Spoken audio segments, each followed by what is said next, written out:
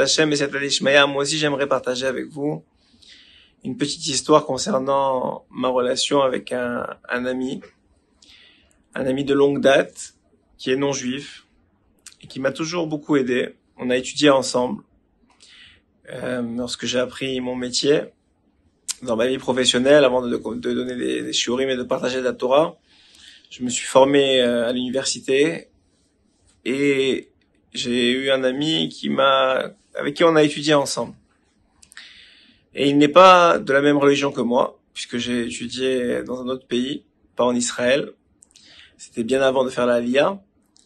Et puis, à un moment, on s'est séparés, nos chemins se sont séparés, chacun est parti pratiquer son métier dans une partie du pays. Et même lui, il a fait une spécialité supplémentaire. Et à un moment, j'ai décidé de monter en Eretz Israël, parce que un jour, j'avais demandé une bracha au Rav Kanievski, Zatzal, Ephraim Kanievski. Il m'avait dit, Yavo Be'Eretz Israël, qu'il vienne en Eretz Israël. Zo et Satova, c'est un bon conseil. Donc j'avais pris la décision, moi, avec ma femme et mes enfants à l'époque, de monter en Eretz Israël. Et ça faisait déjà longtemps que j'avais quitté l'université. Donc c'était devenu assez difficile pour moi de reprendre les études pour l'équivalence en Eretz Israël. Et donc j'ai appelé cet ami, qui était lui encore dans les études puisqu'il avait fait une spécialité supplémentaire.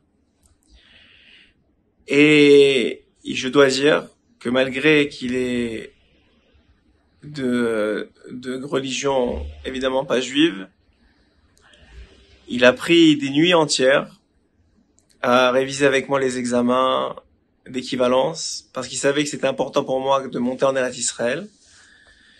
Et il m'a aidé énormément dans ma préparation aux équivalences. Après ça, j'ai une Siyata Dishmaya extraordinaire grâce à la bracha du Rav Kanievski. Mais en tout cas, dans toute ma vie, j'ai fréquenté, par la force des choses, parce que j'ai vécu dans différents pays, des non-juifs, que ce soit au Maroc quand j'ai vécu au Maroc, ou que ce soit plus tard au Canada quand j'ai vécu au Canada. Et il faut dire que j'ai jamais eu de mauvaises relations. D'abord parce qu'il y a eu toujours beaucoup de respect, et parce que j'ai su trier très vite. Baruch Hashem, Hashem m'a donné un bon jugement, et m'éloigner de ceux qui, très vite, j'ai compris, n'étaient pas de bon cœur, et tout de suite me rapprocher de ceux qui avaient un bon cœur. Et Baruch Hashem, il y en a énormément, beaucoup plus qu'on pense. Et Bezrat Hashem, jusqu'à aujourd'hui, je le remercie parce qu'il a, dans cette période un peu trouble, entre guillemets, la préparation à la Aliyah, etc., il a su prendre des heures de son propre temps pour m'aider dans ce projet-là de la Aliyah et des équivalences dans mon travail. Et donc vous voyez que Baruch Hashem, jusqu'à aujourd'hui, je lui en suis reconnaissant, même s'il n'est pas de la même religion que moi. Et jusqu'à aujourd'hui, on s'envoie des messages, on se parle, dans le respect, chacun de qui est l'autre, et de ce en quoi il croit.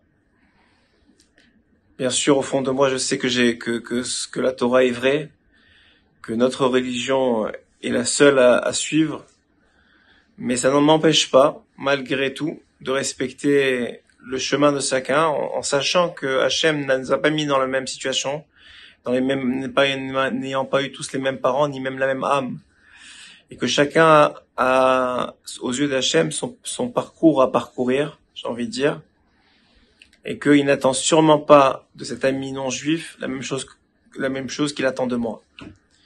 Et que peut-être lui, juste en aidant un juif à monter en Eretz Israël, il a gagné ce qu'on appelle le Olam Haba des non-juifs, qui n'est pas le même que le nôtre, mais qui existe quand même. Et on a vu dans les générations des tzaddikim Omot Olam qui ont sauvé des juifs de d'autres Rechaim. Et voilà, c'est mon histoire avec un non-juif. Baruch Hashem. Que Hashem bénisse tous ceux qui supportent le peuple d'Israël, qui aident le peuple d'Israël, qui protègent le peuple d'Israël, qui parlent bien du peuple d'Israël, tous ceux qui veulent du bien au peuple d'Israël. Et il y en a beaucoup, Baruch Hashem.